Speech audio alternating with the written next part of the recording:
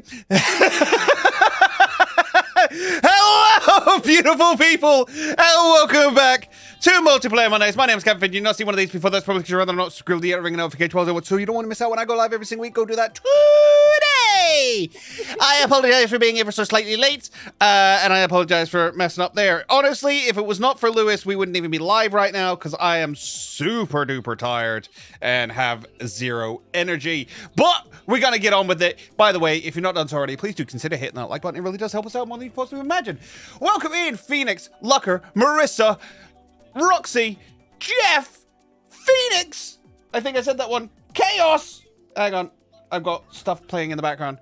Intrepid. Chaos, Player Zero, Intrepid. Oh, it's all coming in today. And of course, Lewis, our wonderful resident Lewis. How you doing, bud? Hello. I'm good. I am good. I am ready to get this Monday madness off. You know, Monday's one of those days for a lot of people. It's the start of the working week. So why not give them some light-hearted entertainment? That is certainly the idea.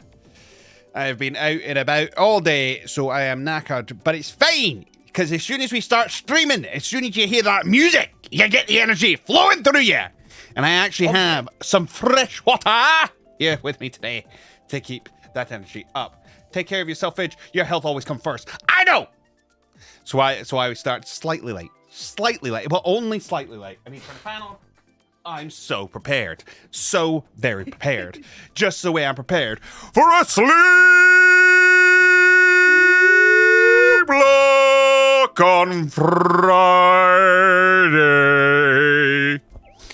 And by prepared, I mean not at all. I've literally done no work towards it at all. I need to sort that out at some point this week. But that is 100%. That's not necessarily true. That is happening. At least, to the best of my ability, that will be happening. Welcome in, Paul. Good to see you. The man heard the word and showed up. Yes, we will be doing the charity sleep block. The yearly charity sleep block will be happening on Friday. Hopefully starting around midday UK time. No promises though, because again, my sleep pattern is all over the place. So it might be closer to like 2, 3. But considering that Black and White's like a 15-hour game, oh, we'll see what happens. We'll see what happens, but I'm looking forward to that one. Hopefully we can raise a lot of money. We did so last year. I hope to do the same again. And this time it's going to be for a charity that is very near and dear to my heart, one I've worked with personally in the past, called FND Action. They help people in the UK with my condition, with functional neurological disorder. They are amazing people and they do incredible things, and they're looking to branch out into doing so much more for the people they work with. It's great. It's honestly, for a condition that has such little resources available, as in like actual knowledge available, even to the state where doctors don't really know what they're talking about 9 times out of 10, having a community of people who are educated and constantly keep themselves up to date on the latest news and information and studies, and give you a place to meet up and communicate with other people who are suffering with the same condition. And there are lots of them out there. It's the most common condition you've never heard of. But yes, I will be raising some money for them on Friday. I hope you guys can help me out with that. Welcome in, Tanchi Games. Thank you very much for joining us. Do X and Y? No, we're doing black and white. I said a while ago we were doing black and white. We're going to do black and white. I was going to say, for those of you who can turn up to the sleep block, we don't expect you to be there for the whole time. The point is that Fidget's meant to be there for the whole time, but any time that you can spare to come and cheer him on. If you can make a donation, fantastic. If not, just your support is still fantastic. That is very much the case. Well, I stream Scarlet and Violet, almost certainly going to be streaming Scarlet and Violet. Right, me and Lewis are going to jump into this. Exclamation mark FC in the chat. If you do want to come join in the chaos, you can find my friend code that way and come join in. We're going to do our warm-up races. Yeah. Oh.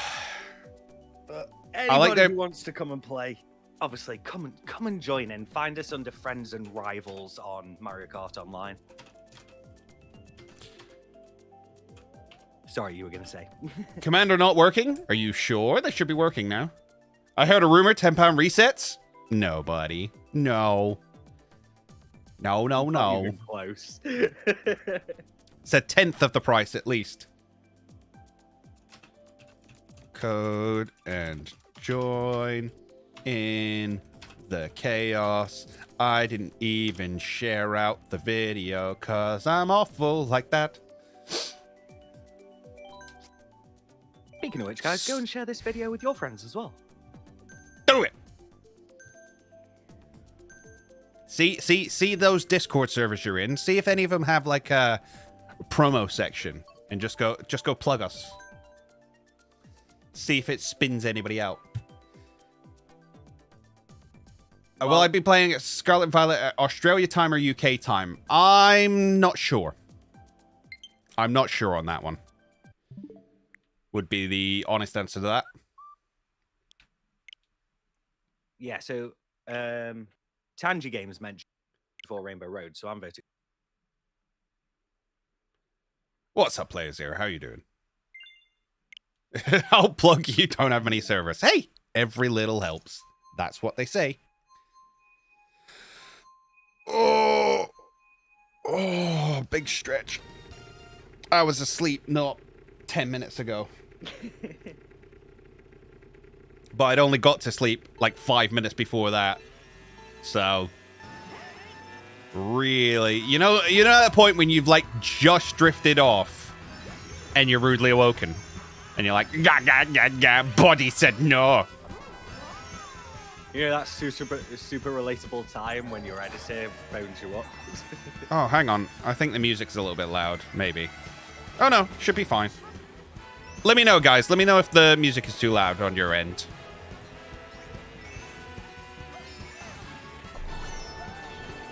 My way is Yo, we got Beacon and Nick up in here. How you doing, fella? Can somebody grab Nick's link? Because he's an absolute hero of a gentleman.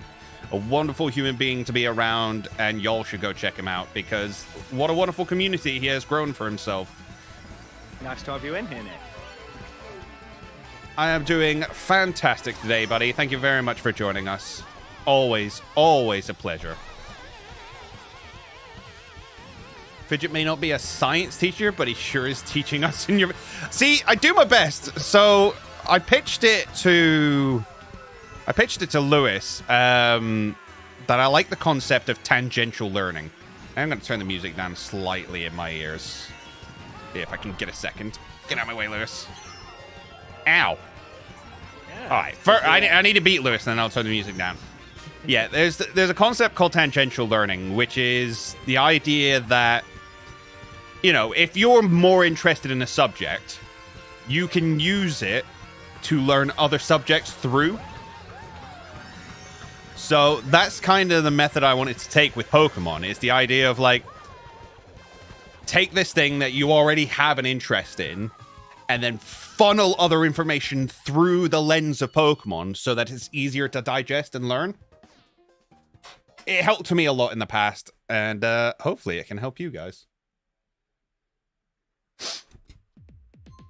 The AI always wins. Well, he did that time, unfortunately. Fidget is a better teacher than my teachers? It depends. It depends what they got to teach you, man. I need to get back on Mario Kart soon. Barely tried the new courses. They're pretty good, actually. Yeah. Actually, I'm gonna throw in... Where's my favorite one? Ah. Buttons. Actually, there's quite a few of these that are really good. Is that Baldy? Is that who? Baldy from Baldi's Base. I don't think so. I have no idea. You're gonna find out in a second. Oh, my face is covering them. What's Baldi's Basement? Baldi's Basics. It's one of those sort of weird horror games. Okay. It looks as though it was pumped right out of the 90s. It's like a creepy, you're in a school and then there's this teacher who chases you down called Bulb. Oh, okay. Interesting. and you have these questions that you have to answer as though you're in a school, but they get weirder and harder and more ridiculous. All right. To make it more likely that he'll get angry and want to chase you down. There you go. Learning things with Lewis. Lewis is the true teacher we needed all along. I do my best, all right. I said buttons at work randomly. Love it. Just turning around and being like, buttons! All right, yeah. To be fair, that is something that's kind of caught on, even amongst like my friendship group and stuff. There are some things that I say now, and I love this about people. The fact that we like adopt each other's phrases and sayings and stuff just to be like, we're part of the same clan. Look, I'm going to mirror you, and that way you know I'm not a threat. I'm one of you. It's great. I love it about people. It's like when I randomly throw on a Scottish accent that I've adopted from you. Yeah, I was going to say, like, for me, I do it with accents all the time. It's not offensive. No. That's the one. But the two things that have been picked up. Oh, really? How did you know the blue shell was there? How did you know? Minimap? It hadn't been thrown yet. Oh. But what was I saying? Yeah, a couple of phrases that got picked up. Buttons is one of them. Rude is another one. Just be like, ugh, rude. It's a great one. Can't think of anything else off the top of my head, but it's great fun. I adopted your silver accent. Oh, everything is wrong with the world. Oh. I liked your Jimmy voice. Jimmy, where's Purloin? Bring back my Purloin! Yeah. Fidget is the best New York accent? I really don't. It is one I will admit is not great. I like Jeff's interpretation of Mario. Yahoo! Wee! Ah! Wahoo! Wee! Wah!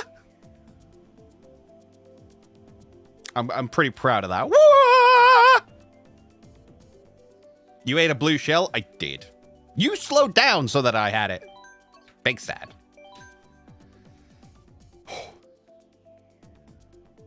I have a pretty decent Aussie impression. Fidget should have been Mario instead of Pratt. I mean, I don't understand. They have a voice actor for Mario. He's been Mario for years. Why is he not Mario? Confuses me greatly. Yahoo is the best website. Does it even function anymore? Mate, I miss Ask Jeeves. Jeeves used to know where it was at. I can't remember who swallowed up who, but Yahoo and BT. Something went on with them, especially with their mail service. No idea. Email. Yahoo!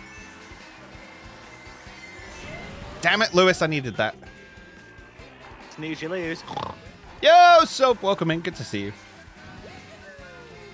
you. I'd much rather a no-name voice actor over a big-name Hollywood actor. I mean, I wouldn't say the guy who's been playing Mario for the last, 15 years is a no-name, but I understand your point. I mean, yeah, the idea of going with star power is understandable. I mean, yeah, that is the point in half of the Mario games to begin with. And let's not forget, Chris Pratt did also bring the Lego Movie to life. Yeah. So it's not like he doesn't have any voice acting experience or anything like that, which is sometimes an issue that you find is studios will just hire a big name actor, not realizing that voice acting is an entirely different thing. Yeah. So we know he can voice act. He'll probably be pretty good in it. I think after a little while, his voice will blend into the background. Unlike, weirdly enough, Jack Black's, who I think initially sounded really, really good in that trailer. Yeah, the first line he spoke, I was like, oh, that's Bowser.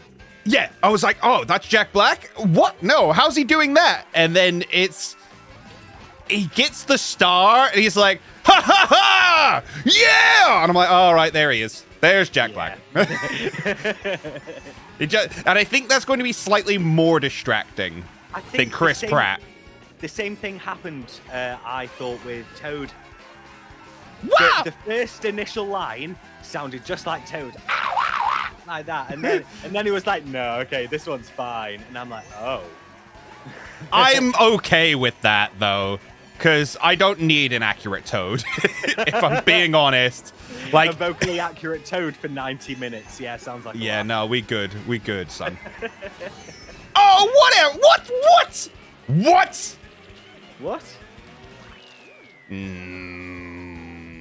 What, did you lose? Oh, yeah. No. Larry threw a red shell. Baldy was behind me, and yet it skipped Baldy and hit me, even though I put Baldy in between Larry and me. Sounds a little bit like BS. We call that suspect. We call that rude. Penguins. Wait, I like the Penguins voice actor. They are great. I worked so hard on this voice. The voice, Mushroom Kingdom. Here we come. Yeah. I don't know. I think so much of his youth stomping Goombas. Koopas? Koopas. Yeah. I don't know. I think it looks amazing. I like it looks stunning. As far as the visuals are concerned. Yeah. That looks like a fully realized Mushroom Kingdom. Which is great. Honestly. Yeah. I'm so excited for it. I mean, my quote-unquote complaints today haven't actually been complaints. Like, no. To be fair, it seems absolutely fine. Like, Mappa. Of it being a musical, I mean, I don't know where he's pulled that from, but like, why would it be a musical? Also, welcome, Emery. Thank you very much for joining us today. I don't think Illumination have ever done a musical. That's not true. Oh, no, Sing. Sing? Yeah, my bad. I mean, that was more like a mixtape than a musical, but... Yeah. Well, it was a jukebox musical. Yeah, there we go. That's... The Lorax? Oh, God, they did the Lorax. Oh, yeah. Oh. That soundtrack did kind of bop, I'll be honest. It's just a shame that the film wasn't great. Yeah. Right. I just like pooping on Pratt. I mean, whatever you're into. He always sounds the same. I mean, some people aren't. That's the thing, right? You don't have to be good at voices to be a good voice actor. And I will die on that hill. Yeah. I can't remember his name off the top of my head. Who does Joe from Family Guy? Oh, Patrick Warburton. Yeah. He can only do one voice. And yet, what a fantastic voice it is. You know? Kronk and Joe sound exactly the same. And yet, I wouldn't have anybody else play those characters. I'll be honest, there are subtle differences between them. I think that mainly comes down to the personality that it gives them. But that's what I mean. So it's not a different voice. You can do different inflections and stuff. Yeah. But it still sounds very much like Patrick Warburton. Mm-hmm. And that's a good thing. And to be honest with you, actually, to make a point about Chris Pratt, Lego Movie 2 was the one that had the time travel bit. Oh, yeah. Spoilers. Yeah. But, spoilers for what? A 5-year-old film? Yeah. But you got a preface. But put it this way, I didn't realize that he did more than one character in that movie. Yeah, fair. At first, I didn't realize because there was a difference. So we will leave the room open for a minute for anybody who wishes to join. The guy who voices Archer, Bob's Burgers, is the same. I mean, there's loads. Yeah. You could sit here and go through, like, voice actors who sound the same in every role they play. Like the, You don't watch a lot of dubbed anime, do you? Not a whole bunch.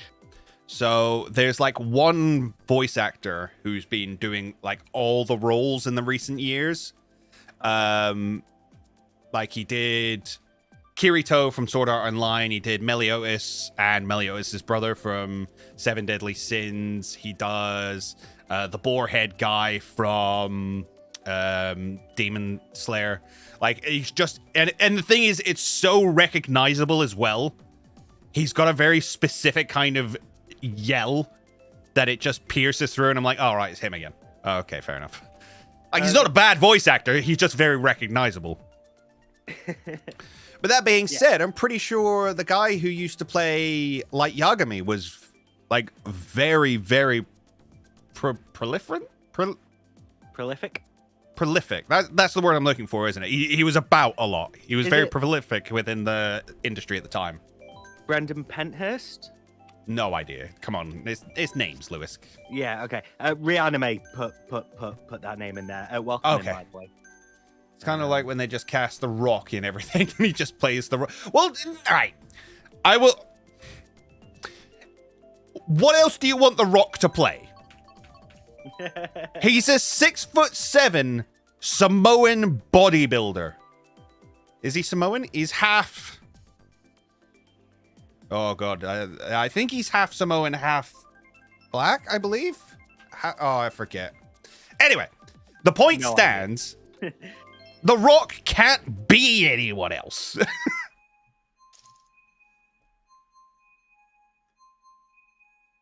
I'm so used to Pratt that his voice is so distinctive for me. I just think Star-Lord.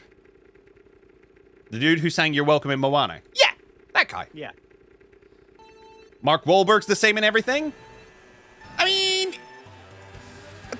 he didn't used to be. I don't know. Mark Wahlberg kind of got typecast. Yeah, that's it. The question is, has this actor been typecast, and therefore they're asked to play the same person all the time, or is it because they lack range? And the question is, you don't know the answer. No. Mark Wahlberg used to play a very, very successful, terrible rapper. Yeah. Marky Mark. And the Funky Bunch. Well, he didn't play all the Funky Bunch. No, but he was often involved with the Funky Bunch. He was, yes. You very rarely saw them separate. So when I used to work at the radio station in our uni town, there was a vinyl record in one of the rooms of Marky Mark and the Funky Bunch. And the album art on it was just fantastic. Nice. Wasn't The Rock an American football player? I think he played college. I think he played college ball. I wouldn't be surprised, to be fair. Like, there are positions on an American football team that require a very... Jason Statham is Jason Statham as Jason Statham in Jason Statham, a movie about Jason Statham.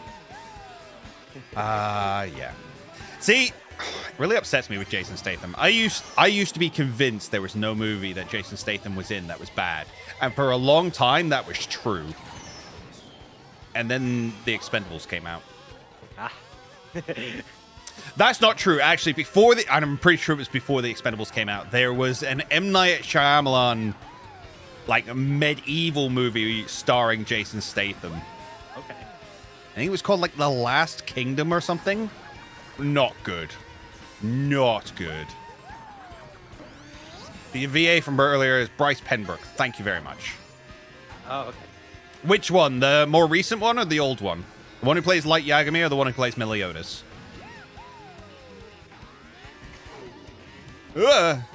Typecasting ruined anything from the original Harry Potter cast is in. I can't see them as anything else. Right, so... I don't agree there, honestly. Yeah. No one in Harry Potter was typecast because they all went out of their way to avoid that. there is an argument that like you have seen them in that role so much that face is like you can't see Daniel Radcliffe as anything other than Harry Potter. That's fine, but that's not the same as typecast. Yeah. Typecast is like where you play the same role over and over and over again. Yeah.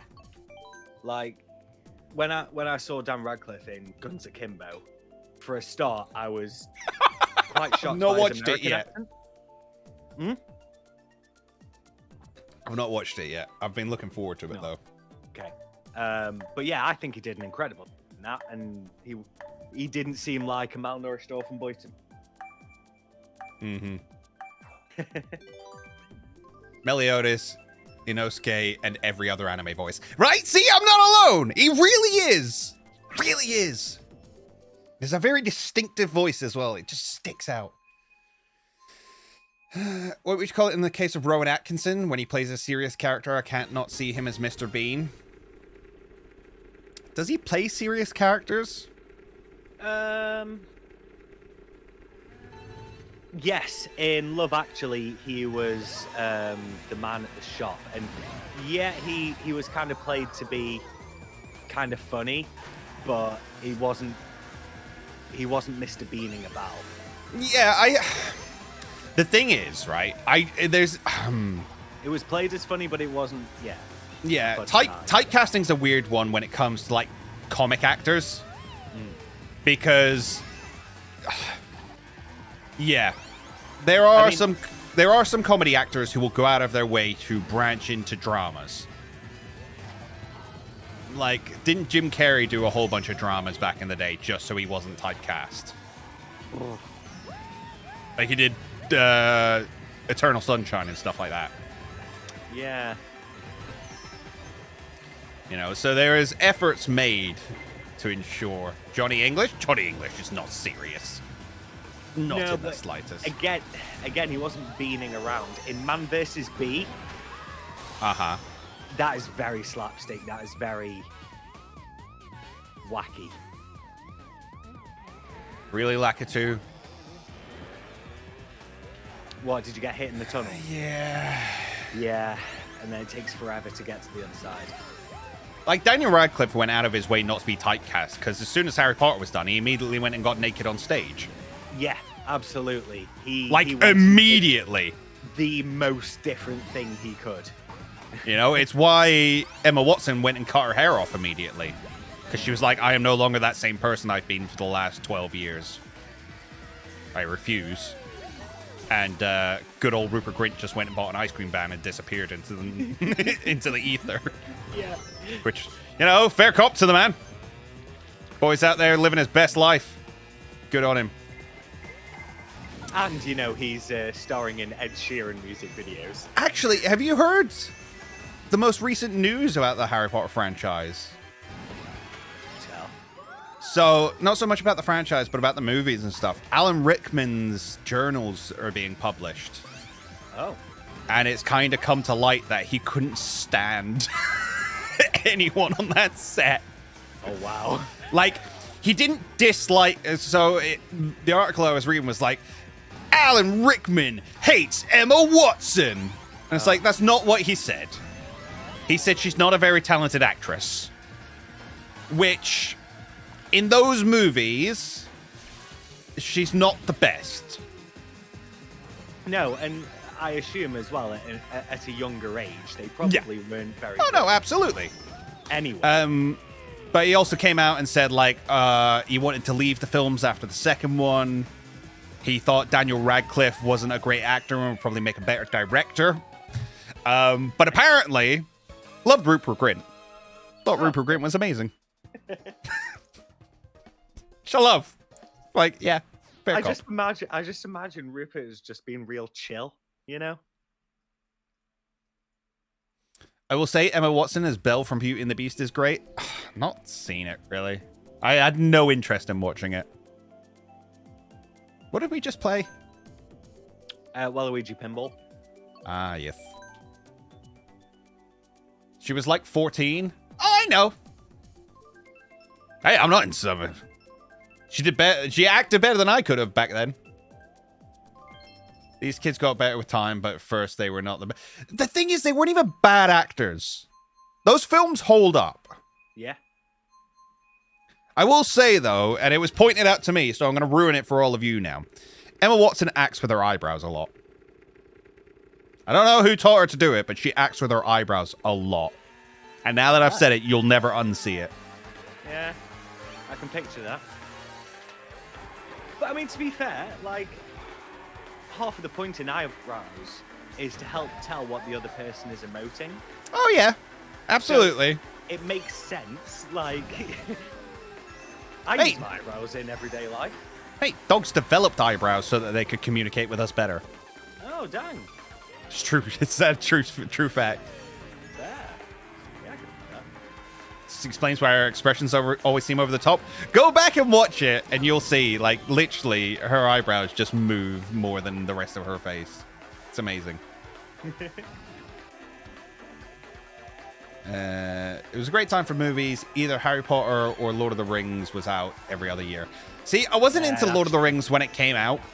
Really wasn't a fan. It took me many years. In fact, it wasn't really till I went off to university that I actually started getting into Lord of the Rings.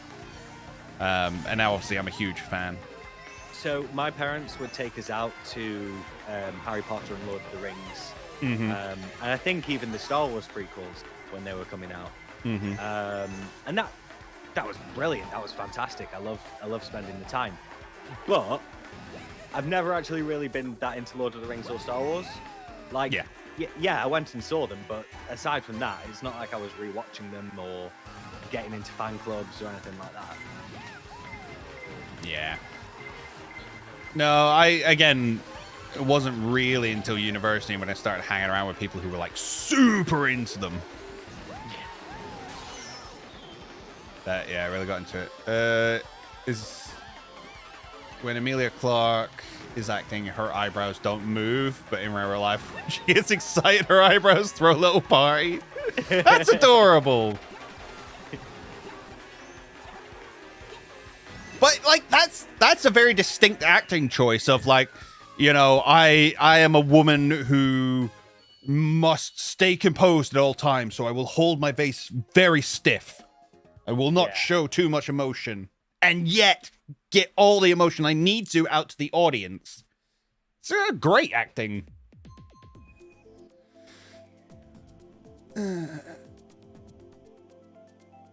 Right.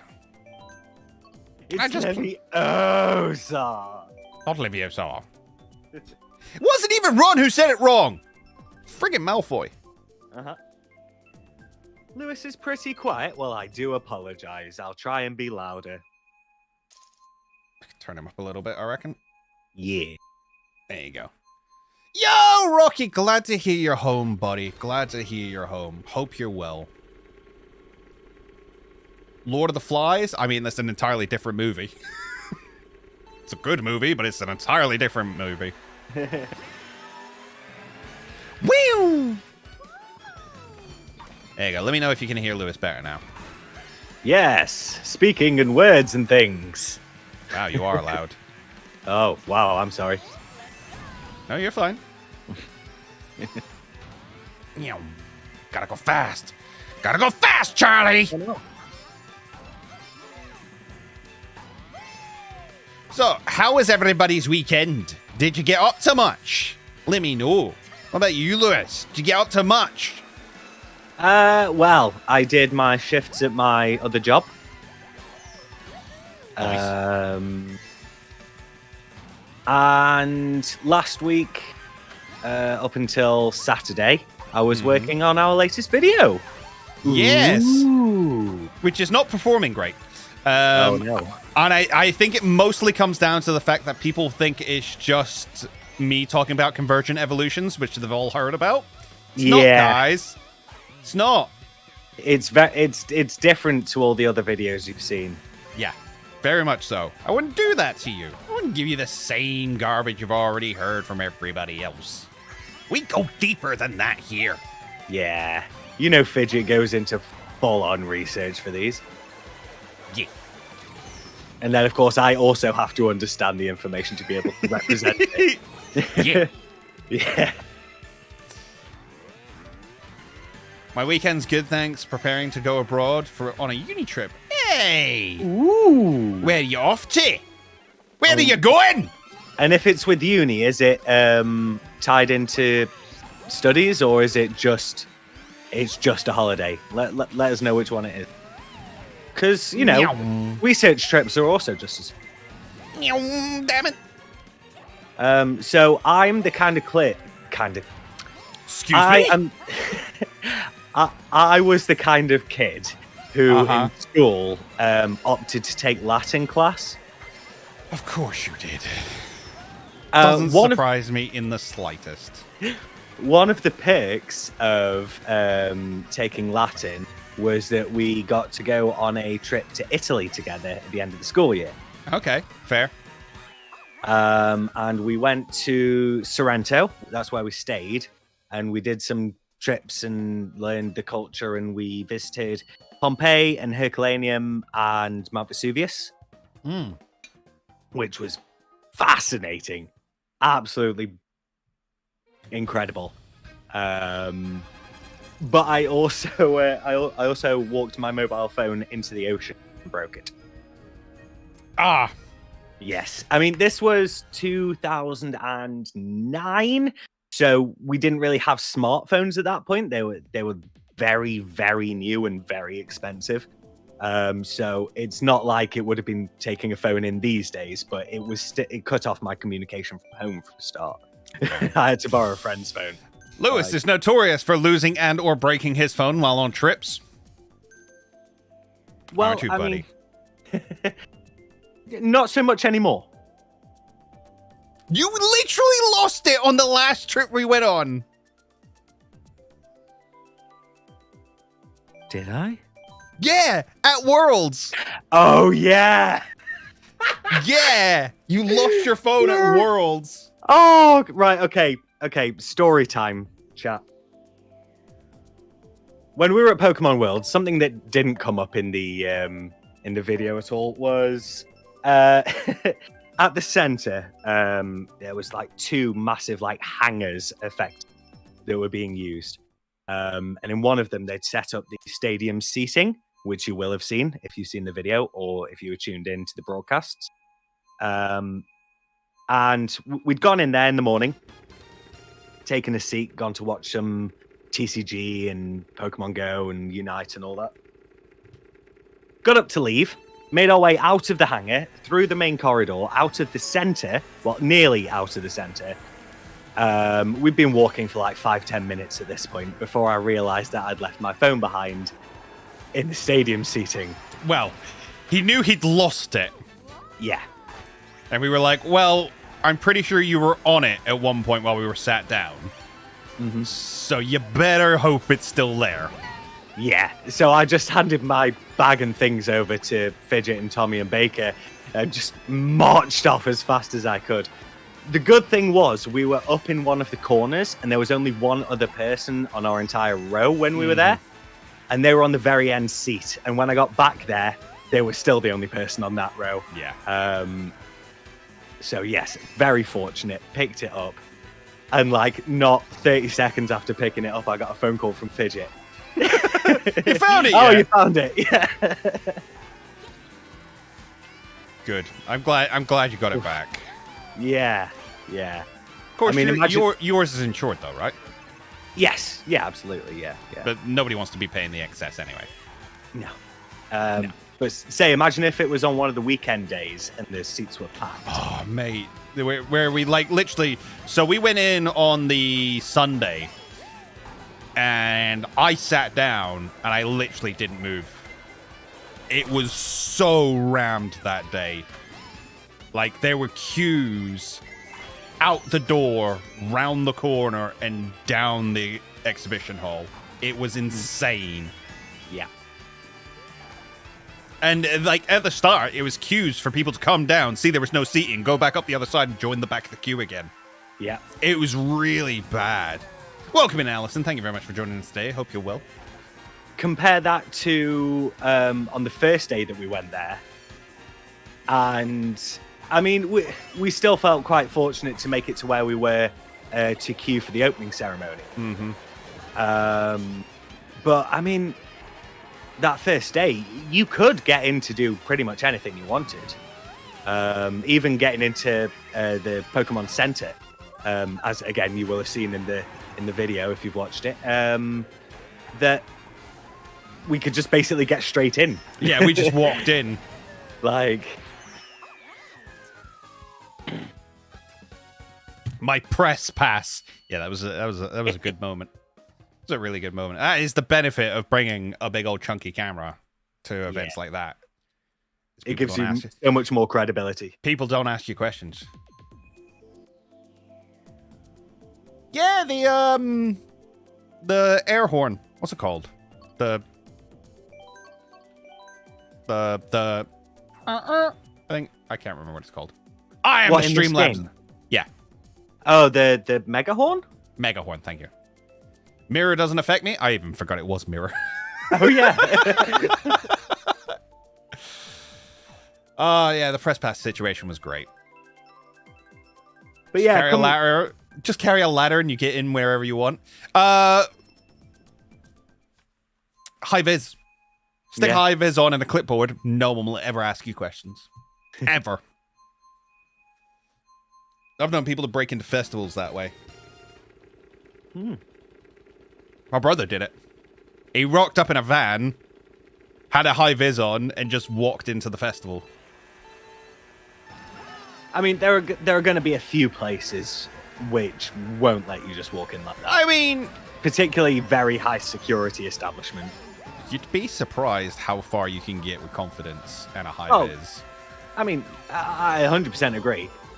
But I'm just saying that it's not foolproof. There are going to be situations where it doesn't. Welcome in, Mod. How are you doing today? Good to see you.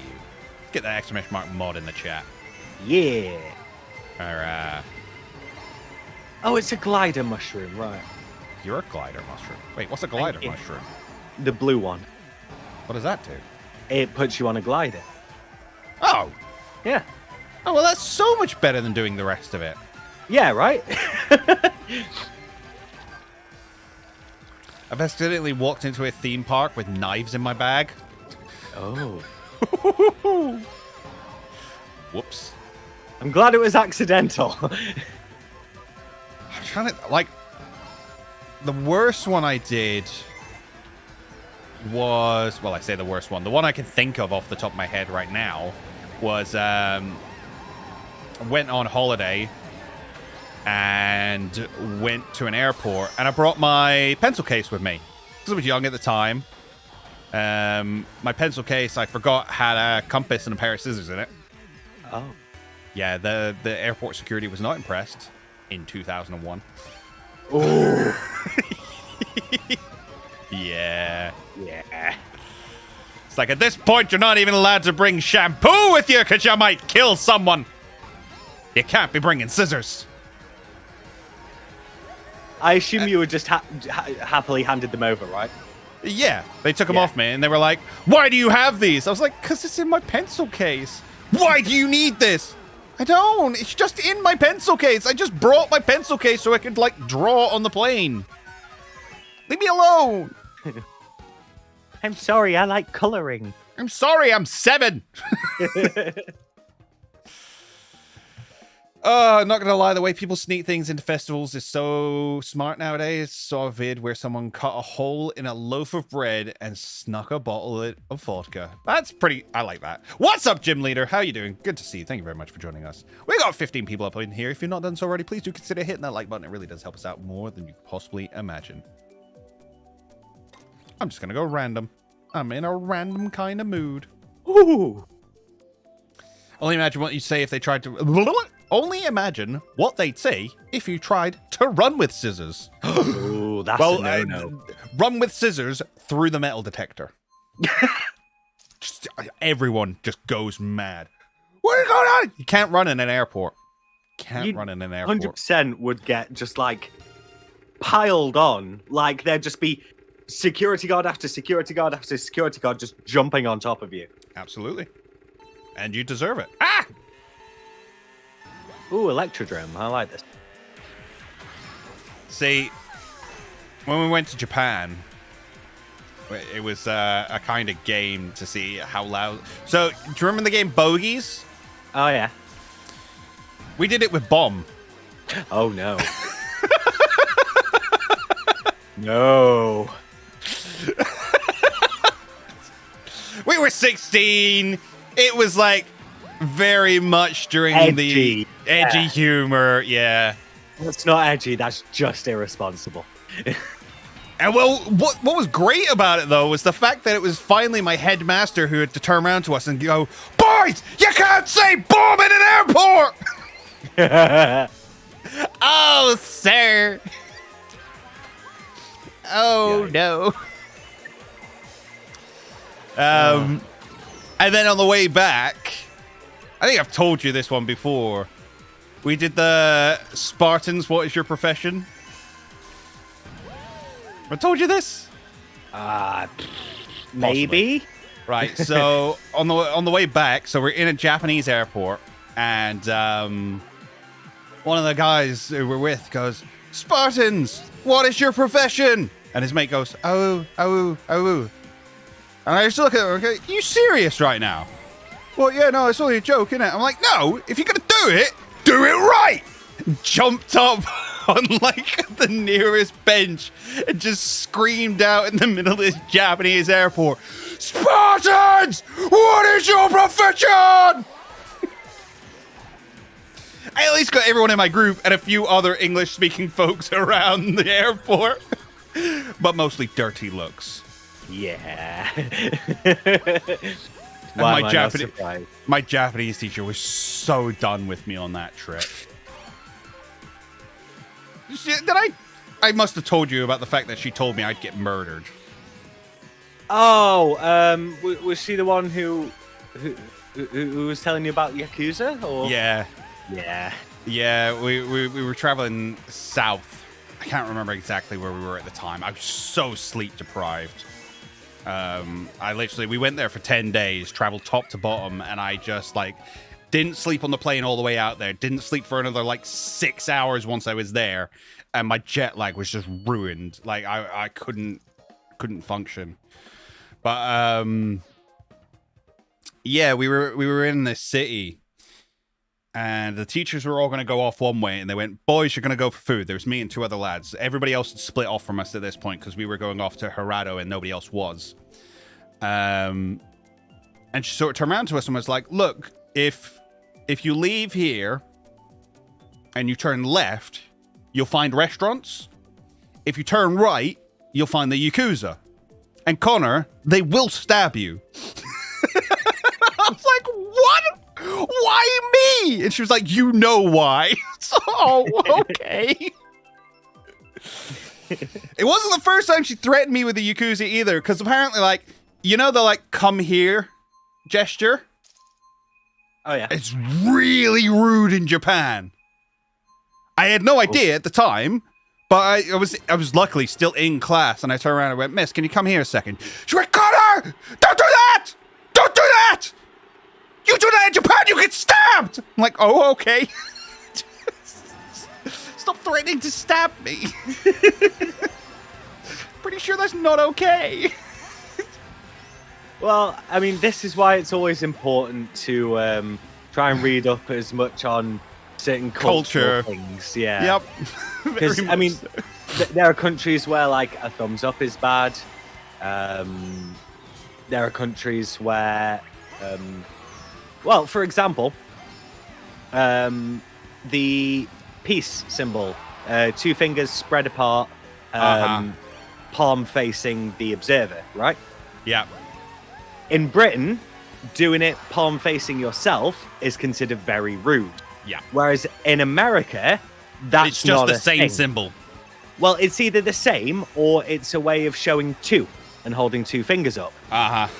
You know, whereas again in Britain, that would either be a case of palm facing the observer or putting your two fingers together.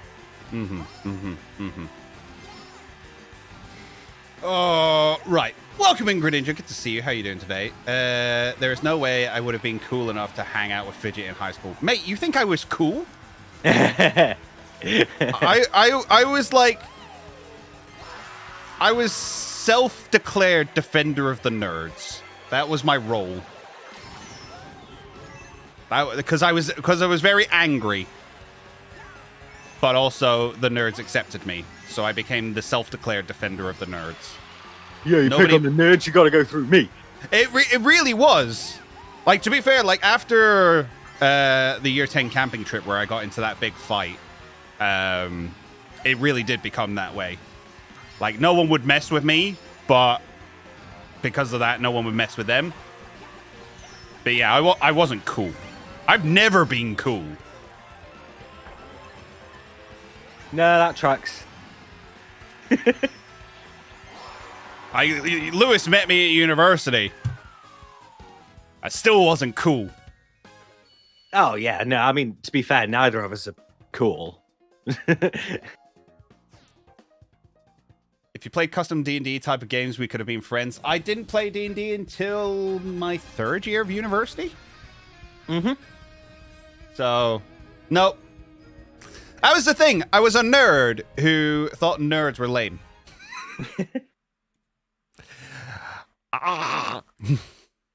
Well, so I think it was because I had finally got some real D&D firsthand when I went to university. I think it was you came and joined one of my games, right? One of the games I was playing in, obviously not one I was running. So, is there a recent trailer? What do you mean there's a recent trailer where it says that Greninja's back? Recent leaks? We don't do leaks here. Do not do leaks here. No leaks, thank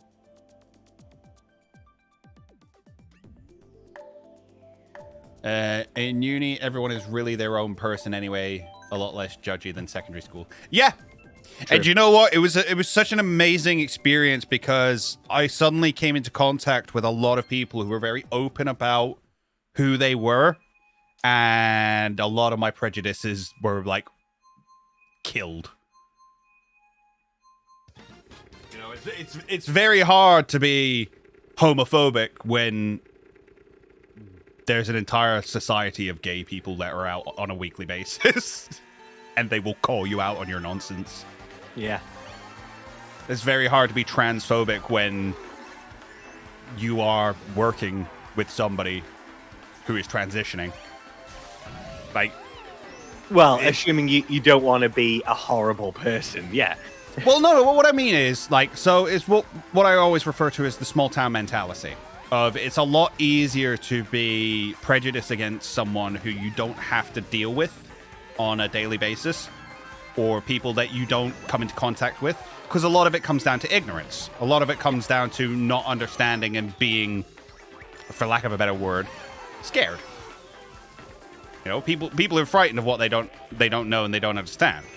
As soon as you allow people the chance to get to know and understand, that prejudice can break down really, really easily. At least that was my experience. Yeah.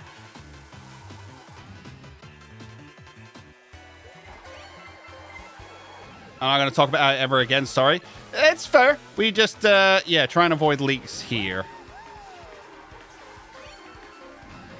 Official content only.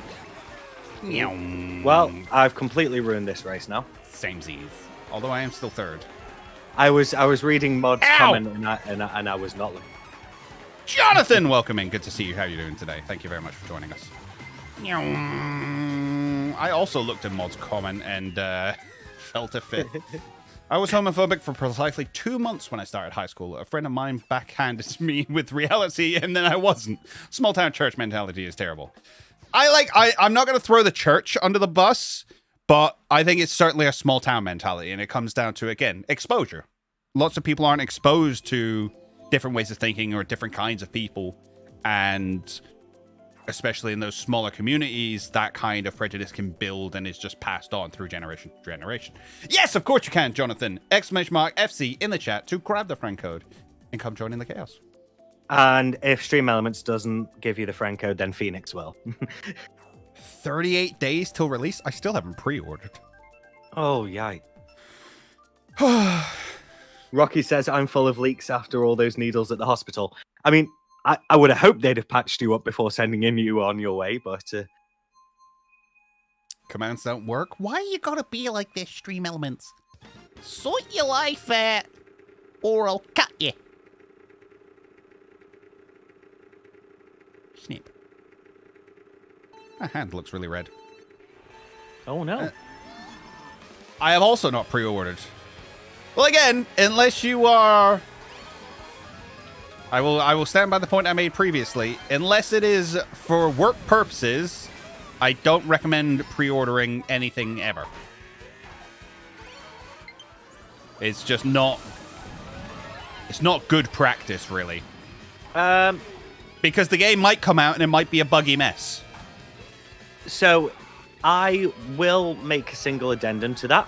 Mm-hmm. If it's something that you're personally trying to support and you know that it would make a difference, like, for example,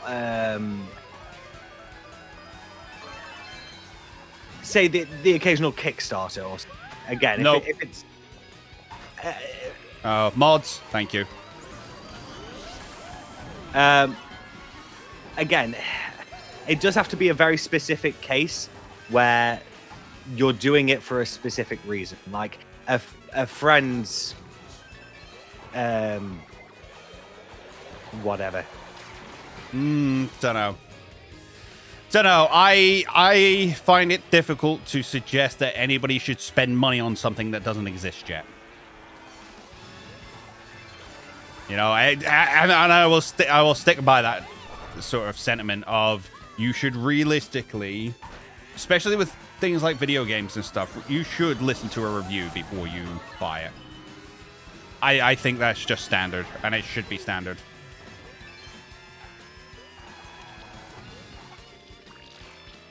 I mean, yeah. Like I say, in the vast majority of cases, 100. Where you can get a proper review, and leaks don't count, even if it's a big time streamer who managed to get a copy a day early. That's not the point. Or if, again, like for example, in the last release when the game got leaked before it was officially, you know, that don't count that. Like there are people who will have been sent an official version in time to get the review out for release. Listen to that one. Finally got the shiny Zorua. Nice. Love to hear it. Ooh. My opinion is that if there is nothing that was going to stop you from buying a game anyways, it's fine to pre-order. But if you're even slightly on the fence at all, then don't. I mean, there is that.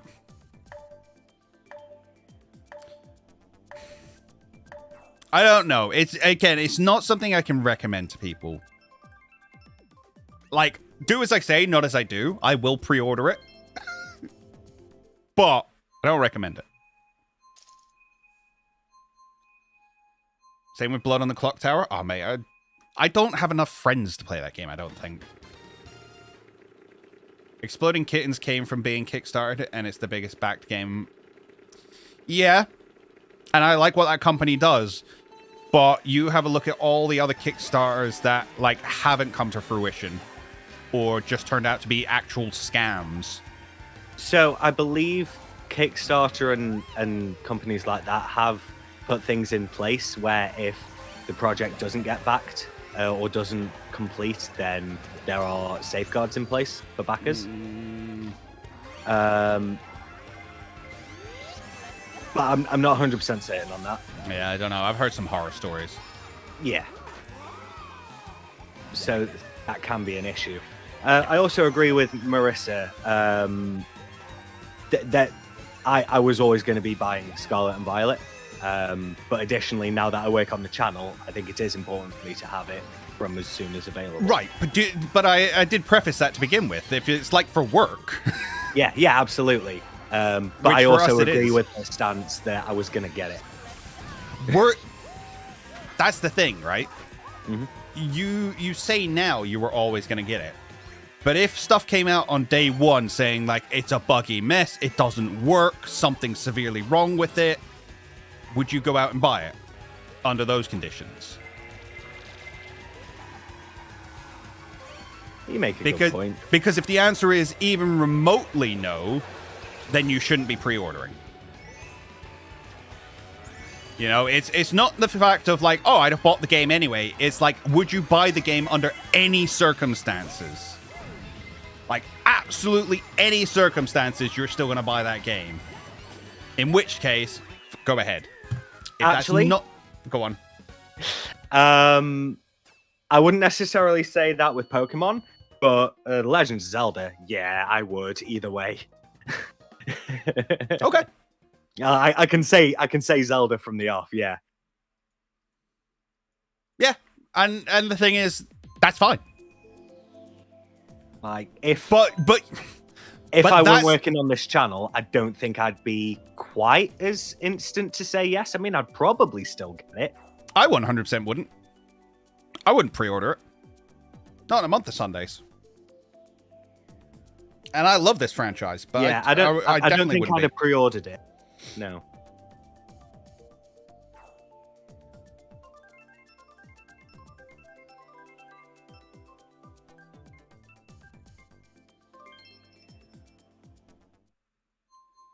Oh, I hate comments like this. I did some research and based on some leaked info. You didn't do any research. That's not how research works.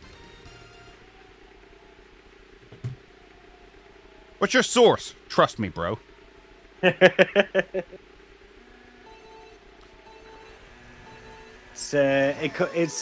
about as credible as no. My uncle works at Nintendo. Mm-hmm. Would I have bought Sword and Shield if I wasn't a YouTuber? I bought Sword and Shield before I was a YouTuber. Yeah, same. In fact, I'm almost a YouTuber because of Sword and Shield. Is that true?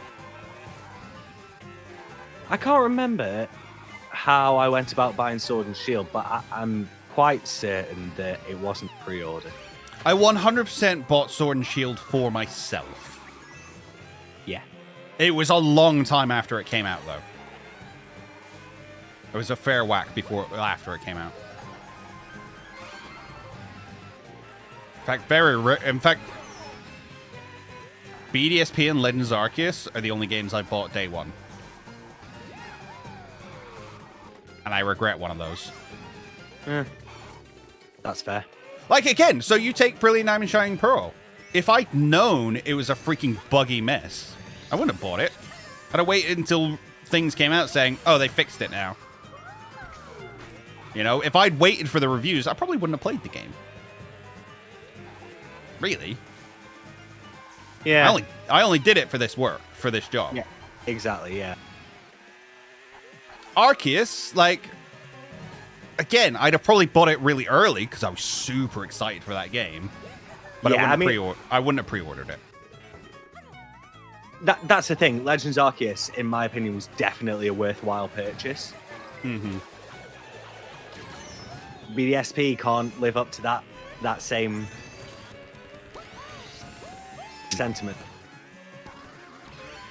I heard all the bad reviews for Sword and Shield before playing it, and it's favorite Pokemon game. Honestly, I'd heard all the bad reviews. I followed that release cycle fairly closely, and then watched a playthrough of it, and decided, actually, no, this does look like a game I'd be quite interested in.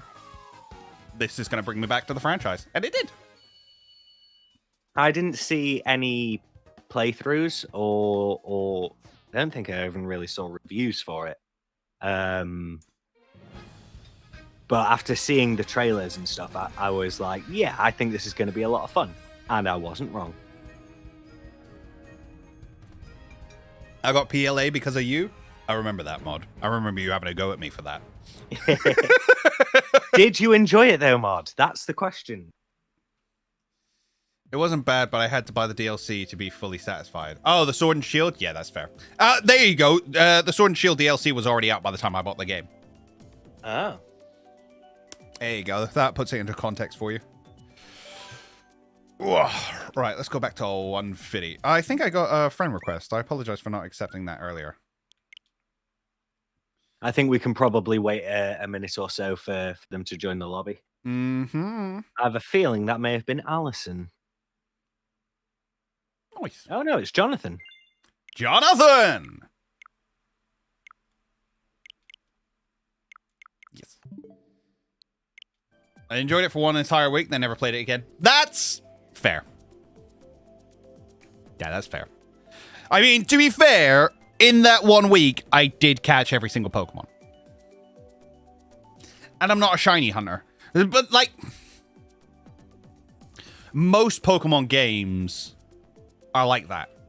You beat it, and then you have a look at the post game, and I'm like, yeah, all right. And that's it. I don't think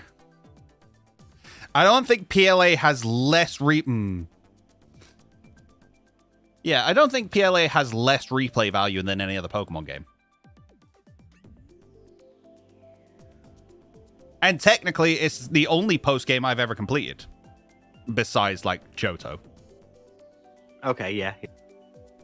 I mean, so I think Sword and Shield for me, the DLC, and the included post, which there's not a whole bunch. That was kind of garbage.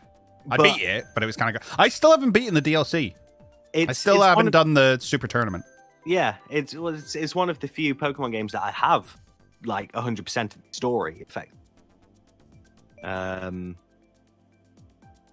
think the DLC gave a lot of value back to Sword and Shield. See, Marissa, when it comes to reviews, you need to find reviewers who you can trust.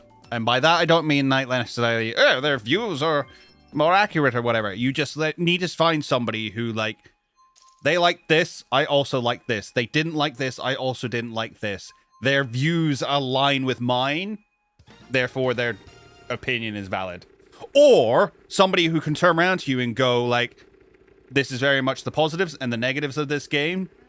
I'm not here to tell you whether you'll like it or not. I'm just here to tell you how it is. Which is very much the kind of approach I try to take.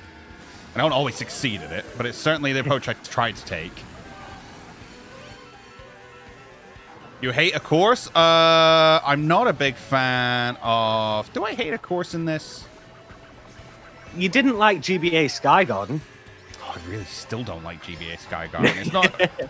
It's not as bad, but it's certainly the worst one to come out of the thing so far.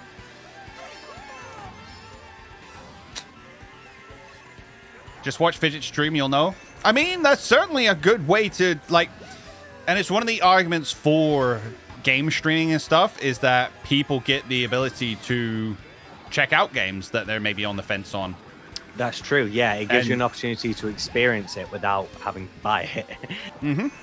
And you get that live reaction of people as well. Yeah. Which, believe me, is hard to fake. Like, I know people turn it up a little bit, but it is actually hard to fake emotion like that. Did I have a GBA? I did. I got a GBA for doing really well in my tests. Ooh. I got a GBA and Pokemon Gold. It was fantastic. Was it Pokemon Gold or did I get Ruby with it? I forget. Ruby and Sapphire were the GBA titles. Yeah, I know. I think I just always remember playing Gold in my GBA.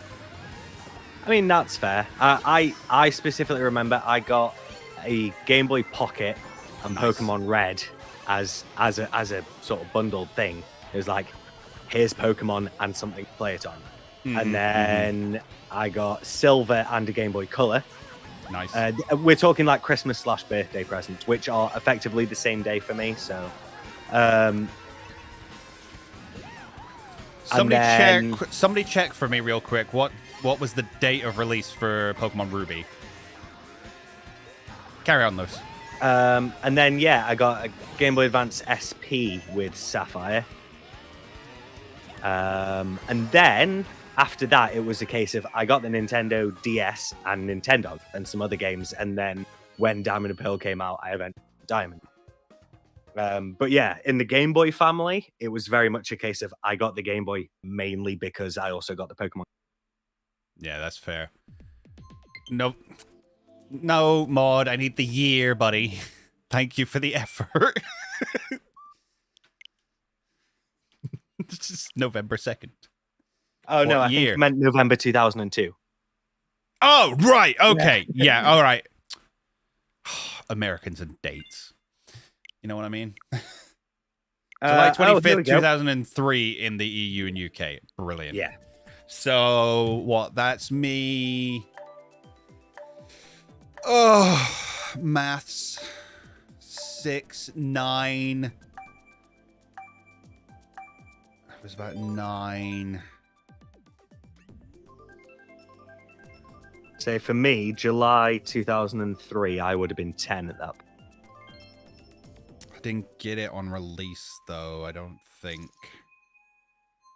Would you likely have had it as a Christmas or because your birthday would have been and gone by then? I think I got it the following year. Okay, that makes sense. I think I got it the following year. I was 10 years old. Because you're 11 when you go into year 7, right? I can't even remember now. Yes, that's right, yeah. Oh, I don't know then. I have no idea. Yeah, I either got it the following year or the year after that.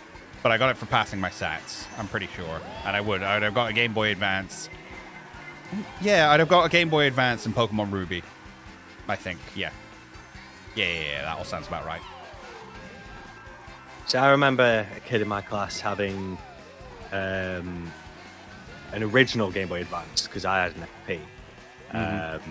I'm pretty sure he had like Fire Red or Green. And I remember thinking, that's not Pokemon Red. Ugh! And now you realize, no, it's better. Yeah. It doesn't hold the nostalgia value for me at all. That's fair. But yeah. That's fair. I don't know, I was very disgruntled with Generation 3, but I think that may have been because I saw all the people joining the franchise in Generation 3 and thinking, this is Pokemon, and I thought, no, this isn't Pokemon. Pokemon has day and night cycle. Pokemon has 16 gyms.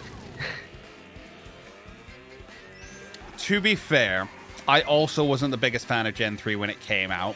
Mm-hmm. And I think there was one solid reason for it, and that's because obviously you can't. Huh? The trumpets. Oh, the horns. That's not what I thought you said. Oh, gosh, no. I was like, you can't call me that. No, I was sort of put off by the fact you couldn't have any of your old Pokemon. Yeah, that's it. For me, Generation 3 felt like too much of a step backwards in a lot of ways. Not even necessarily a step backwards. I see what you're saying. They removed a bunch of stuff, but like, for the first few routes, I couldn't find any of the Pokemon I really liked. Like when I played through Gold the second time, I went around to my cousins and I made sure that I kept restarting his Pokemon Red game to get every single Kanto starter in my Johto playthrough. Mm-hmm. Like, and I really like the fact that you could wander around and you could run into Johto Pokemon or Kanto Pokemon, and it was just kind of luck what you ran into. And it was like, oh, that's new, or yay, that's old. Whereas with Hoenn, it was all new all the time. It was very unfamiliar. It was, and that was it. That unfamiliarity kind of made me like, I'm not sure. Right, you have asked this question a couple of times, so I will answer it. If you can have a dream Pokemon team, what would it be and why? It would be Arcanine, obviously. Umbreon, Ampharos, Staraptor, Totodile. And then the last slot is kind of a toss-up. It's a toss-up between Buizel, Yamper, and Wooloo. I mean, if we're just naming our plushies... No, that's very specifically my favorites. That's why I have the plushies. I mean, looking at my plushies, I've got Cyndaquil, Porygon 2, Ditto, British Pikachu, and a larger Cyndaquil. I can feel that one, Marissa. I also couldn't read when I played through Red. Which is why... Because I had... Did I have a gray Game Boy? I don't think I had a gray Game Boy until my granddad gave me one many years later. I had a Game Boy Color, I'm pretty sure. Oh, I'm trying to think now. I had a Game Boy Color. I can't remember what color it was, but I know I had a Game Boy Color. I then at some point got the Pikachu and Pichu Special Game Boy Color, which was very cool. Okay. But yeah, no, I had red, and then I swapped my red cartridge for my cousin's red cartridge, which had a level 100 Mewtwo in it that had been traded over and didn't listen to me. And I had no idea that I had to free Mr. Fuji, and I just couldn't get past Snorlax, so I gave up with the game. And then I restarted it and used a Blastoise, or I used a Squirtle, and got my Squirtle to Blastoise by the time I faced Surge. Didn't catch any other Pokemon. Realized that I couldn't catch any other Pokemon because my Blastoise was too strong. So I had to go catch a Dugtrio, which was the only thing that was close to my level at that stage and could also luckily take on Surge. Yeah. I had fun with Red. And then Gold. I played Gold to death. I love that game so much. Agreed. Like, I don't know why. Like, I know lots of people have an issue with Johto, and their issues are valid. But for me, it just feels so good. Like, it was designed to be the perfect last Pokemon game. And it kind of feels like it. Yeah. Yeah.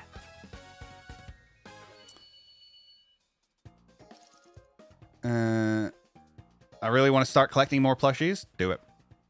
Yeah, it does a very good job of being a complete game. Yes. No, 100%. 100%. And it's not... And the thing is, you can beat it, and it's not as difficult. Because it has the second half of the game. And people always give it... you know, people give it crap for that. The fact that it's like, oh, the level curve's really off, and you beat the Elite Four at level 40. But you can beat the Elite Four at level 40. That's awesome. Like, for a kid who really doesn't understand the concept of grinding and really, really doesn't find it fun. I mean, I'm still pretty convinced I have some level of ADD somewhere. So, I really just do not get along with grinding. And especially back then, like, I need... The fact that it finished at level 40, fantastic. Game of the year, mate. Loved it. Loved every minute of it. Pikachu, Flygon, Talonflame, Sylveon, Mega Lucario, and Ash Greninja. Nice. Will you upgrade your Ryzen CPU? Not anytime soon. Not anytime soon. I don't need to. It does everything I need it to at the moment. I only upgraded... 2020? I only upgraded a couple of years ago, so yeah, I'm not going to do it anytime soon. I want at least another 3 years out of this PC now. I think graphics cards are the next thing to go, if anything. But again, I don't do anything particularly graphics intensive. The most graphics intense thing I do, in fact, and I worked this out, is streaming Mario Kart. That's fair. You know, getting the quality of the compression is the most work my GPU ever does. Oh, that's it. Yeah. I mean, your biggest enemy in a stream is bitrate. Mm-hmm. So if your computer's up to the task of outputting it in the first place, I mean, your quid's in at that point. Yeah. I mean, I put this stream out at well, not a stupid high bit rate, but a really high one. It goes out at like 13,000 bits. And then we upscale it to 1440p as well, just so that you guys get the best experience.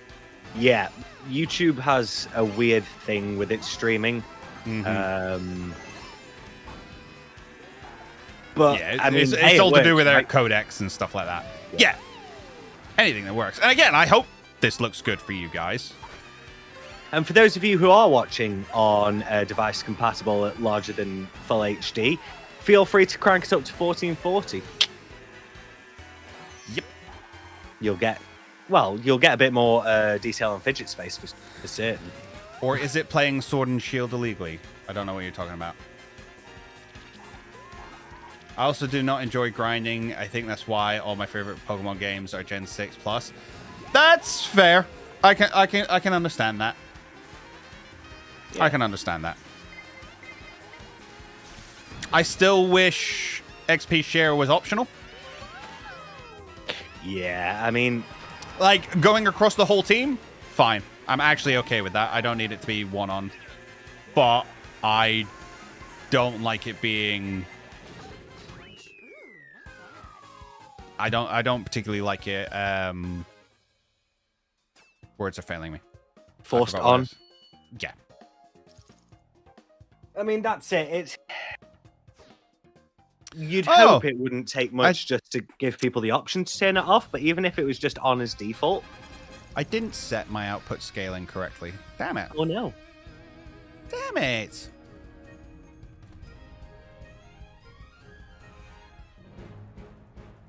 Frack. I think I've rated your platinum team a couple of times, buddy. They had it before. Why can't they have it now? I've honestly no idea. Honestly, no idea. I won! See you later. Sword and Shield takes less computation than Mario Kart. Have you seen the games? I mean, less computation is not the same as like bitrate requirement. So it's all to do with like codecs and how the computer will like change or will compress the video footage, and will often do it with like the change bit by bit. Anyway, I'm not going into the details of it, but yes, it makes sense that Mario Kart is harder to stream than Pokemon. +1 sub. Woo! Thank you very much. We appreciate you. I mean, one of the biggest things is on-screen movement. Mm-hmm, so while the camera in battle in Pokemon may be moving around, and the Pokemon themselves might be moving a bit, there's still not nearly as much dynamic movement going on as there would be when, say, you're driving through confetti in Mario Kart. Yeah. And the entire track is whizzing by you, and the confetti is whizzing by you, and you've just been shelled, so there's some debris coming out of your cart and all this sort of stuff. Like it's Rainbow Road. Oh yeah, you see it you see it the worst in Rainbow Road. And like I sat here for an entire night going mad over the fact that Rainbow Road looked bad. Yeah, it's at this point it's just one of those unfortunate life things. I was going into other people's streams like, does this look bad for you? Yeah, it does. Okay, so it's just a standard thing. But I still have to be better. I must be perfect. I must be perfect. I want my streams to be perfect, then people will like me. My voice. Ow. Precious bit rates. Precious. Woo, I'm watching several streams at the same time. I won't get the best res anyways. That's fair. Makes me think that Back to the Future 2 was accurate. That bit when Marty's kid puts on like 9 different TV channels at once. Yeah. Yeah. People doing that in 2022. I mean, I do it from time to time. I'll have a couple of streams open. I've got a weird thing about focus. Yeah, I don't like dividing my attention. Yeah, I know. That's fair. You know the way to get perfect resolution while I'm sitting here struggling. Hang on. I messed it up. Blame mod. Oh no! I almost got Mario Karted, but I didn't. Figure out how sound filters work so I don't sound like I'm talking into a potato. I can give you a hand, mod. I can give you a hand. Never forget. You just can't ask me to support one streamer over another. I mean, that's nice. I like the sentiment. Would never do that. You can't just ask people why they're white. You can't just ask somebody who their favorite streamer is. Yes, you can. And if it's not me, I'ma cut him. No violence. There is no knife. The knife is imaginary. Knife is words. Like my friends. I mean, I can't even disagree with that. You made me. Whoa!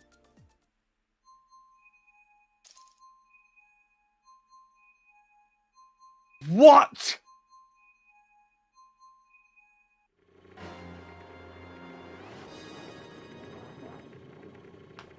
Oh my god! Marissa! Oh, Marissa, thank you so much. That's insane. I literally have no words for that. Like, you're already a top tier member. You already support this channel. Thank you. Oh, wow. From the bottom of my heart, thank you. You've been an amazing addition to this community. Get your Growlithe. Okay. I think you've been given permission. Okay. Oh boy. Oh mate, that's actually gonna get me.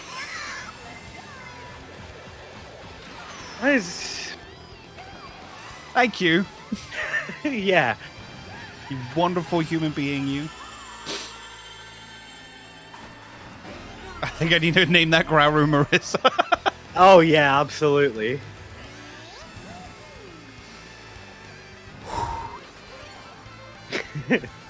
Oh, no, awesome. Oh. I'm lost for words.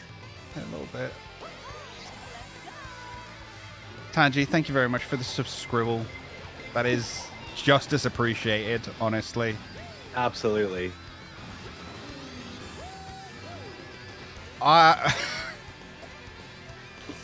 Stream Element starts working now. Yeah. Yeah. Freaking better. Wow. Oh, you got the shiny Growlithe as well. It's all happening. I'm good. I'm good. You know when thank you doesn't feel like enough? Yeah. Yeah. You should do a dance. I literally can't. If I move too much right now, my body will give out. Ooh.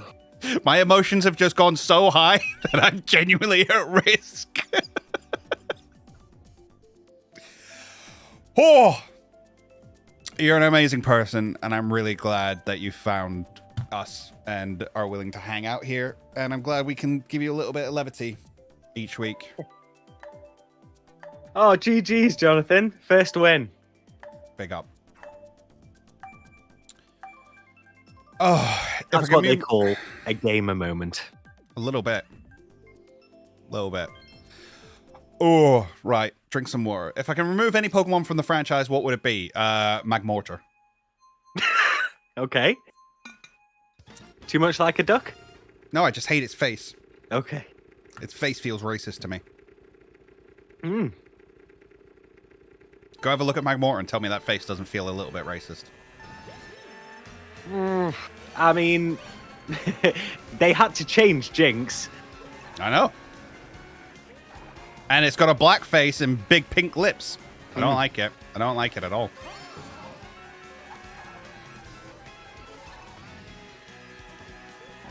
Is Magmortar my least favorite Pokemon?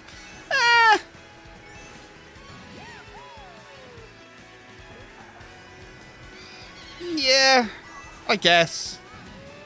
I think after Swoobat, I try not to have least favorite Pokemon. Because yeah, Swoobat taught you quite a lesson, really, didn't it? Yeah, it really did. Every Pokemon has its value. For those unaware, back in Fidget's first Black Nuzlocke, was it? Mm-hmm. Swoobat ended up becoming one of the MVPs of the game, really. Well, this was back in the time when we played the rules of, like, once a Pokemon joins the team, it can't leave. Yes, yeah. So, like, we hadn't caught a Pokemon for ages. We were basically running solo with an Umbreon, who'd got us through a lot. Cadet was amazing. Yeah. Straight up was nicknamed Cadet the Legend Slayer. Because it just soloed so much. Such a huge player. Yeah, massively. And we finally got onto a new route where I could catch something. And I think I'd been speaking recently to one of my mate's kids, who was half the reason I got into streaming Pokemon, that I hated Swoobat. I hated its nose. I hated its design. I just really did not like Swoobat. And of course, I run into a Swoobat. I'm like, no, not that. Anything but that. Oh, I hate Swoobat. It's the worst. Oh, God. Thing carried. Mm-hmm. Thing carried. And it stayed on my team through to the Elite Four? No, just before. Just before. It stayed on my team for a very, very long time.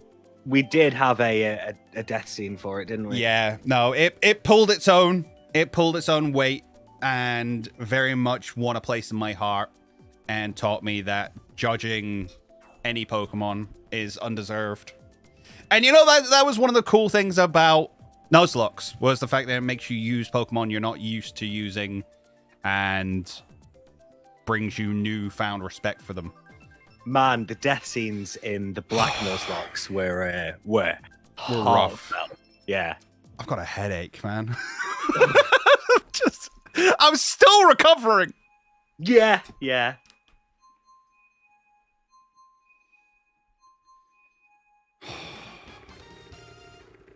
Here's half of what you need for that full-size Arcanine plush. It's insane. It's my last game because I'm going to get some pizza. That's fair, buddy. We are going to go for a few more ourselves. Not a whole lot longer, but a few more at least. I take it you're not available to come and play with us today, Marissa. Because we've seen you in the lobby before. Yeah. Everybody knows they are always welcome. Or you can buy the new Scarlet and Violet Switch OLED. No. No, I do not need a... I 100% do not need a Switch OLED either way. No. But especially when somebody says, hey, here's money for this. You get that. I'm busy working. You're working and you're just hanging out here? Shame. Shame. Shame. I mean, you good. At least it's not schoolwork. Then we have to say something, just for consistency's sake. That's it. I'm guessing we're just here so that you don't get bored out of your mind, perhaps, or for background noise, or whatever. It's sold out from the Pokemon Center. You, Rox, why are you gonna do that to me? Oh, is it really?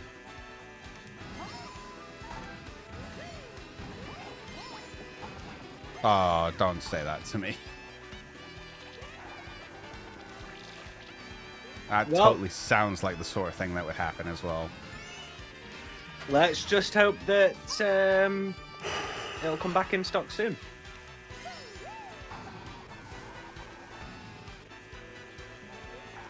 Me using legendaries. This is a great opportunity to slaughter them. Yeah, I am bored of using legendaries in Nuzlocke. Like, to a point, it's a difficult one because people get really excited when you catch a legendary. So it's hard to, like, turn them off, but at the same time, I don't think they make the game very fun. Especially in competitive Nuzlocke, like Rival Locks and stuff like that. I don't think the legendaries are great. I said Rival Lock just because that happens to be the most recent one I'm doing, but this is not a dig at Tommy. before anybody thinks it is. I mean, literally, in my head, I was thinking, yeah, but Tommy would just lay you out with legendaries. Yeah, I just don't think... I think, considering a Nuzlocke is supposed to be about finding respect for new Pokemon, I don't think legendaries are conducive to that kind of thought process. Does that make sense? Yeah. I mean, I'll be honest. For those of you unaware, I am playing randomized sword in my spare time at the moment. And while I don't particularly stick to the Nuzlocke rules because I'm just playing it fun and casuals, a lot of the time, even if I catch a legendary, it'll probably end up in the box because A, I need diversity in my team, and B, it can just be like, oh well, now I win, I guess. You know? Mm-hmm. I will work it out, Marissa. I'll work it out. Right. I think I got one more game in me. And then we'll... Cool. Hopefully you guys will join me on the fattest of raids. Yeah. No worries, Jonathan. Thank you very much for joining us. We hope to see you again. Bye!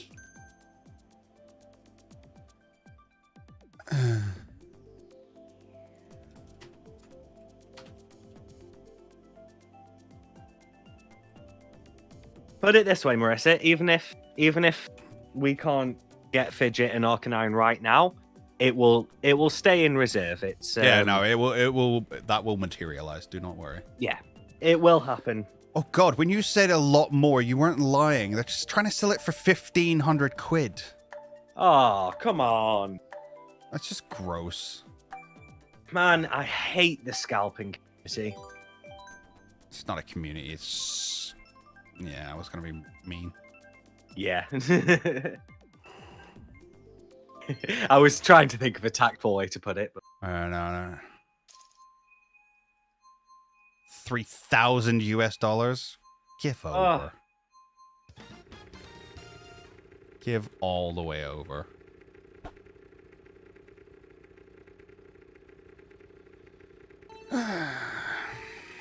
It's alright, I'll work something out.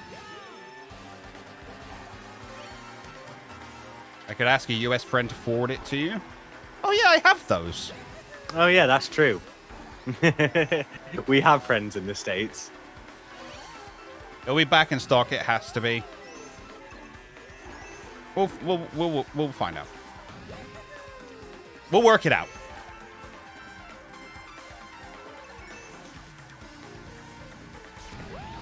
We will work it out. I just made myself sad. Why? I don't want to make you sad as well. Why? Well, I was just thinking about how nice it would have been to have Growery there with you for this sleep lock. Yeah, well, that was never going to happen. No. That was never going to happen, unfortunately. Well, even if it was in stock. There is no Pokemon Center in the EU besides UK? No, unfortunately. Unfortunately. I feel like this is like put a downer on such an amazing thing you've done. Like, we can go... That was super chat. I don't even think it can be refundable. Oh. Yeah, I want to say YouTube have already taken their share of. Uh-huh.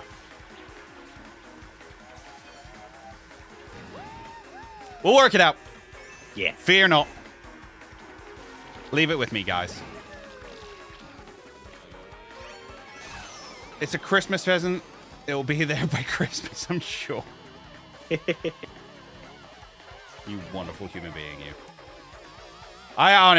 Sometimes I really do not deserve the support you guys offer me. Honestly. How does this make sense? How does what make sense?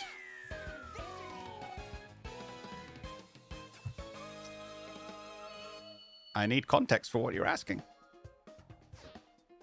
France was literally a Pokemon region. How can we not have a Poke Center? Yeah. I mean, here's the thing. The Nintendo Europe headquarters are in Germany. and they don't have. Hmm.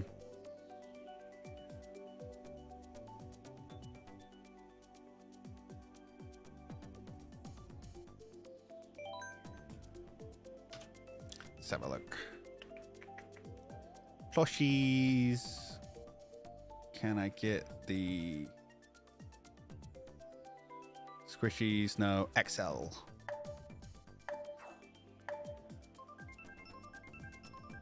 It's a giant Mareep. The Mareep was cute, to be fair. That was, yeah. Yep. Purchase limit of 2. I'm going to keep this bookmarked now and keep coming back to it. And if at any point... To be fair, I won't get hold of that money until, like, next month anyway. Ah, fair. So there is that. But either way, right, we're done with that now. Yeah. Germany should get a Pokemon Center. Everywhere should get a Pokemon Center. And not just an online one. I want real life Pokemon Centers everywhere. Give them to me. I want it to be like it is in the games and have a Pokemon Center in every single town. Think that might be a bit much. No. I think real life physical Pokemon centers would do well. Yeah, absolutely. Like, there wouldn't be any. It's not like they need to worry about a sunk cost. No. No, and again, every time we've had one, they've done well. Oh, hugely. So I don't know why they haven't gone, huh, this seems to be working. Let's do it. But hey, there you go. Free healthcare? I mean, we all love a bit of free healthcare. May, I really don't know if I could survive in a country that didn't have free healthcare. Oh, but Like, literally, I don't know if I could survive. My health is garbage. oh, yeah. I dread to think. You know, consider... Right. This is not going to get political. But considering that most, like, healthcare in America requires you to have insurance. And most insurance is tied to your job. And I'm unwell enough that I can't be in work. Like, those two things just don't make sense to me. Today is Thanksgiving in Canada. So what better way to spend Thanksgiving evening than playing Mario Kart? Hey, thank you very much, Justin. I had no idea there was a Thanksgiving for Canada. Yeah. Say it as we've clearly just heard. It's October rather than November. Nice. But yeah, happy Thanksgiving to all Canadians. Very much. Thank you very much for joining us. We appreciate you.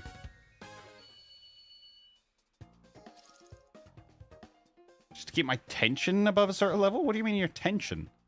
Just gotta be stressed, but only at a certain level. I can't fall below this stress.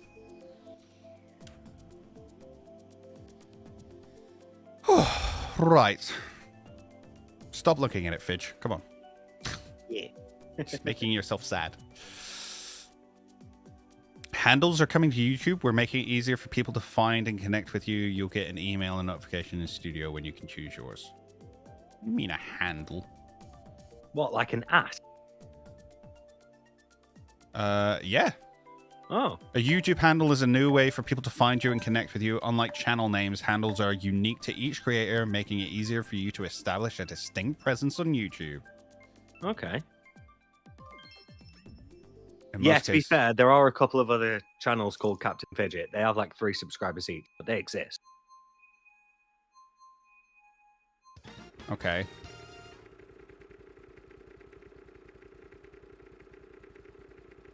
Okay. Well, the thing is, it's apparently going to be based off of your URL and my URL is Captain Fidget. So Oh, brilliant. nice. No need to apologise, Phoenix. It's fair enough. Words are hard enough when English is your first language, so it's all cool. Phoenix meant blood pressure. Right. Okay. Yeah. Sorry, because there is such things as like hypo and hypertension. Yeah. So I know I said it in a joking way, but I was genuinely asking. I just come off as a bit of a pee-pee sometimes, if you know what I'm saying.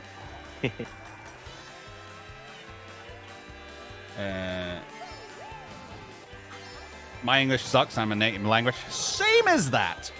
Same as that. Plus, the fact that you speak 2 languages is insane. Like, don't ever let anybody put you down for that. Like, you have made the effort. Good on you. Thank you very much. It means that we can be friends. Because I sure as hell am not learning French. Not through any, like, stuck up, well, you should just learn English. Just because I'm physically incapable. I have tried many times to learn other languages. It is beyond my capability.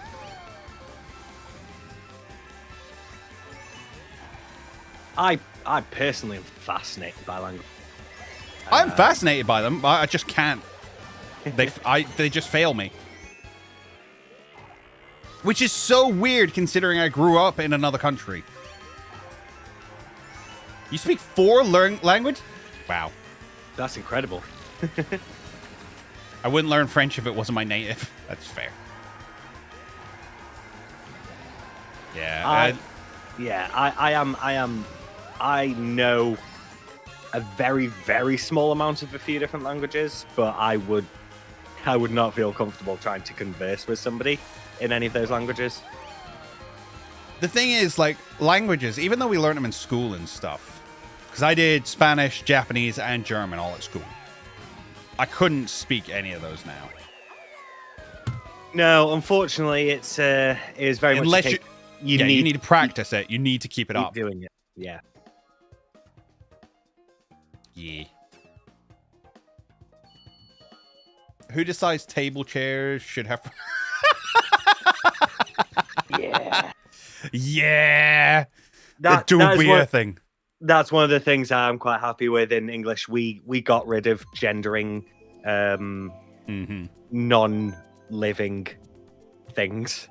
Yeah, gendered nouns is ridiculous.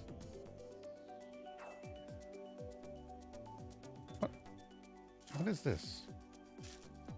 There's pulling random bags just on my desk. I don't know what it's from. What? No, I don't know what it's from. Okay.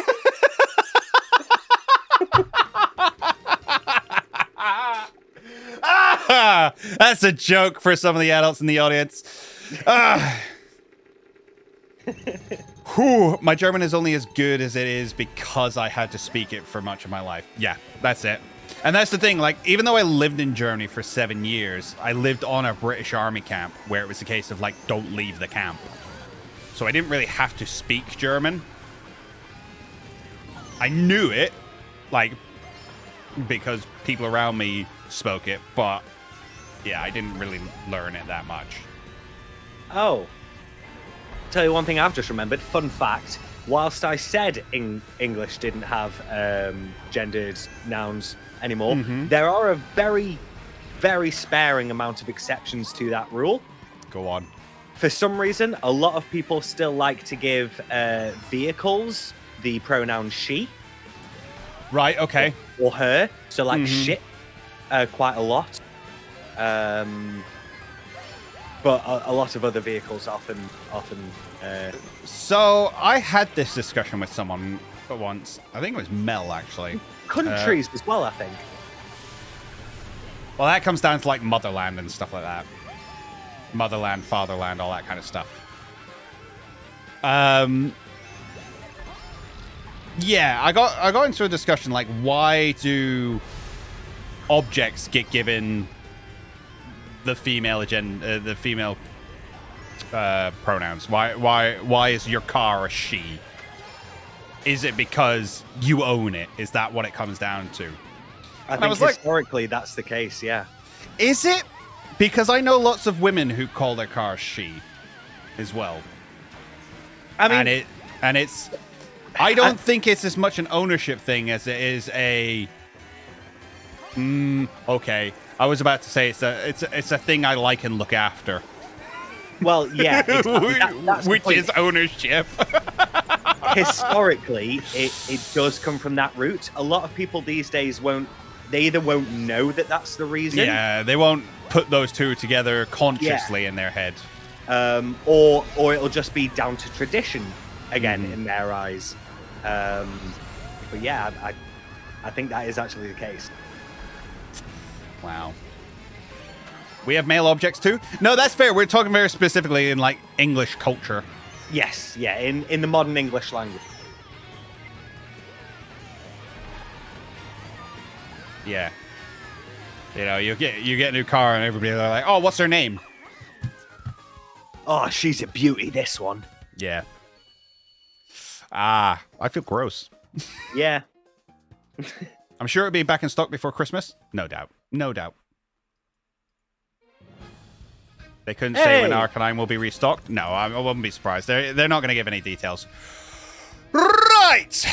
I will take that win. And what we will do is we will go on a wonderful raid. Ooh. We're going to go and raid my good friend, Captain Mod, because he's a wonderful human being, and I wish to show him some love. So with the Fidget Farm raid, let's go over there. Ah, buttons! Let's go show him some love. Thank you very much for joining us today, guys. I hope you enjoyed it. I know I certainly did. But I also hope that you'll join us again on the next one. The next one will be on Friday. It will be a sleep lock. So all day. Let's hope we can raise some good money for it.